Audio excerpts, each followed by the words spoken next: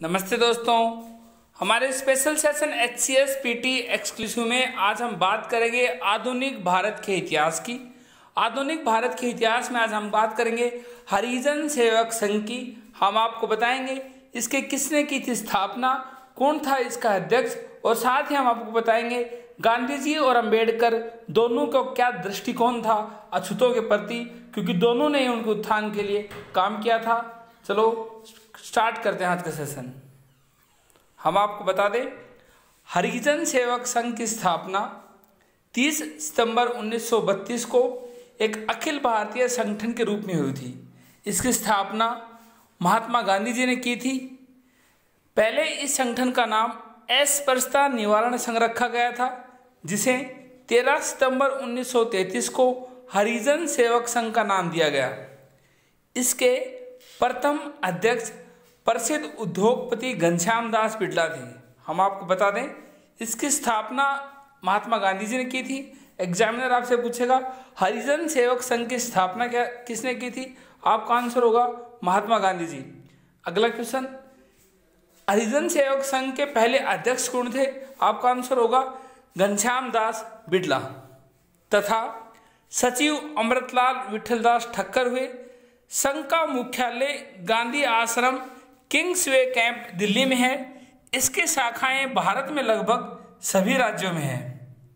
हम आपको बता दें, हरिजन सेवक संघ का मुख्यालय दिल्ली के किंग्सवे कैंप में है।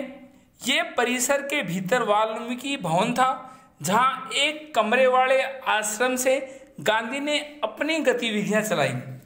गांधी के बिड़ला हाउस स्थानांतरित करने से पहले इसी के करीब बने कस्तूरबा कुटीर में कस्तूरबा अपने बच्चों के साथ अप्रैल 1946 और जून 1947 में रही। उल्लेखनीय यह है कि दिल्ली के किंग्सवे कैंप में हरिजन सेवक संघ की स्थापना, जो कि महात्मा गांधी जी ने की थी, के बाद यह स्थान एक तरह से महात्मा गांधी का ठहरने का स्थान बन गया था। हम आपको बता दें, वर्ष 1932 में महात्मा गांधी और डॉक्टर भीमराव अंबेडकर के बीच हुए पुणे एक्ट के परिणाम स्वरूप गांधी जी ने हरिजन सेवक संघ की नींव रखी थी। हम आपको बता दें, पुणे एक्ट के बारे में हमने आपको विस्तार से बता रखा है, आप हमारी वीडियो लिस्ट में जाके देख सकते हो। इसके अलावा हम आपको बता दें, पुणे एक्ट दलित वर्ग के लोगों को पृथक प्रतिनिधित्व दे दिया गया था द्वितीय गोलमेज सम्मेलन में। इससे गांधी जी काफ़ी नाराज थे और उन्होंने आमरण अनशन किया। उसके बाद गांधी जी और अंबेडकर के बीच में हुआ पुणे एक्ट यानी पुणे समझौता, जो कि हमारे वीडियो लिस्ट में आप जाके देख सकते हो आगे। और उसी के बाद फिर हरिजन संघ की नींव रखी, हरिजन सेवक संघ की नींव रखी गई गांधी जी द्वारा। इसके अलावा इस संस्था यानी हरिजन सेवक संघ जो संस्था है का लक्ष्य समाज से अस्पृश्यता को मिटाना यानी अनटचेबिलिटी को मिटाने और उससे प्रभावित व्यक्तियों को समाज के मुख्य धारा में लाना था। आज 20 एकड़ के परिसर में गांधी आश्रम, बस्ती, लाल हंसराज गुप्ता औद्योगिक प्रशिक्षण संस्थान सहित लड़के लड़कियों के लिए एक आवासीय विद्यालय भी है। हम आपको बता दें, अब बताते हैं आपको गांधी जी और अंबेडकर का क्या दृष्टिकोण था। वहीं गांधी जी नैतिकता को मानते थे, वहीं अंबेडकर कानून को मानते थे।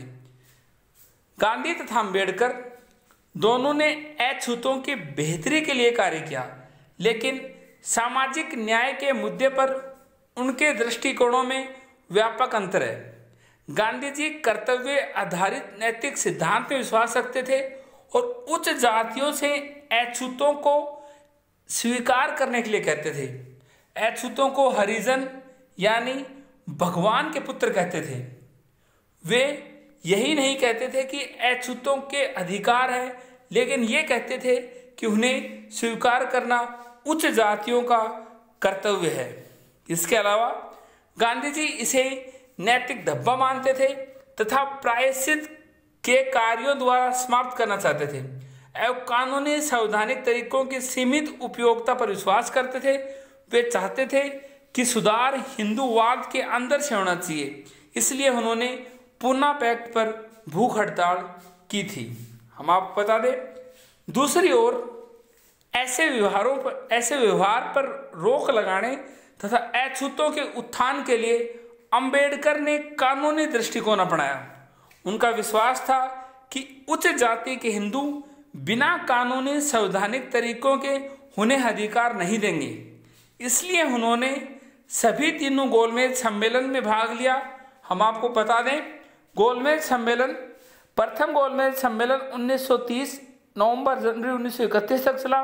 वहीं द्वितीय गोलमेज सम्मेलन दिसंबर 1931 में हुआ और तृतीय गोलमेज सम्मेलन 1932 में हुआ। और गांधी जी ने भाग लिया था दूसरे गोलमेज सम्मेलन में और अंबेडकर जी ने भाग लिया था तीनों गोलमेज सम्मेलनों में। ये अलग से क्वेश्चन आता है आगे।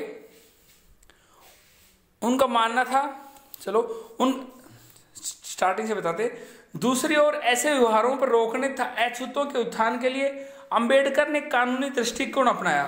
उनका विश्वास था कि उच्च जाति के हिंदू बिना कानूनी संवैधानिक तरीकों के उन्हें कोई अधिकार नहीं देंगे। इसलिए उन्होंने सभी तीनों गोलमेज सम्मेलन में भाग लिया। हमने बताया आपको गोलमेज सम्मेलन कब कब हुए थे, जिसमें दूसरे गोलमेज सम्मेलन में गांधी जी ने भाग लिया था, तथा अछूतों के उचित प्रतिनिधित्व के लिए पूना पैक्ट 1932 को पारित किया जाना सुनिश्चित किया। और उन्होंने आरक्षण की वकालत की। जबकि भारत सरकार अधिनियम 1935 में शेड्यूल कास्ट नाम नहीं दिया गया था, बाद में भारतीय संविधान ने भी शेड्यूल कास्ट अनुसूचित जाति के लिए अनेक प्रावधान किए। इसके पीछे अंबेडकर की प्रेरणा मुख्य थी। अंबेडकर का कानूनी संवैधानिक उपाय संबंधी दृष्टिकोण भारतीय सामाजिक व्यवस्था के लिए ज्यादा अनुकूल था, जबकि गांधी जी नैतिक आदर्शवादी थे। उन्होंने दिल में परिवर्तन था, नैतिक सिद्धांत के जरिए परिवर्तन का आह्वान किया। हमने बताया कि गांधी जी वहीं नैतिक सिद्धांत पर विश्वास रखते थे, अंबेडकर वहीं कानून पर विश्वास रखते थे। उनका मानना था कि उच्च जाति के हिंदू बिना कानूनी संवैधानिक तरीके से उन्हें अधिकार नहीं देंगे, बल्कि गांधी जी का मानना था कि नैतिक आदर्शवादी था, उन्हें दिल में परिवर्तन था, नैतिक सिद्धांत के जरिए परिवर्तन का आह्वान किया था। हमने बताया हरिजन जन सहयोग संघ की स्थापना गांधी जी ने की थी और उसके पहले अध्यक्ष घनश्याम दास बिड़ला थे। एग्जाम में अगर पूछे हरिजन सहयोग संघ की स्थापना किसने की थी, गांधी जी ने, और इसके पहले अध्यक्ष थे।